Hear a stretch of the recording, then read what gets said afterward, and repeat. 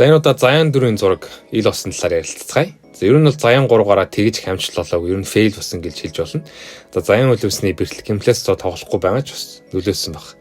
За Zayan 4-ийн сураг бол ер нь байхгүй байж байгаа. Саяхан гин Zayan 4-ийн зураг ил болсон. За зургаас харах юм бол Air Zoom гэсэн бичиг тэр дунд байрлж өгснгийг харж болно. За уулыг доотлоос нь харах юм бол Air Zoom unit нь харагдаж байна. За ерөнхийдөө нэлээд том Air unit-ийг ашиглаж өгсөн харагдаж байна. За шууд улан доороос харагдаж байгаа хотод уултайгаа амар нэлээд ойрхон байрлж өгсөн бололтой. За ерөнхийдөө Формула 23 болон Air Zoom зөөлөвчийн хослолыг ашиглаж өгч байгаа юм шиг санагдаж байна.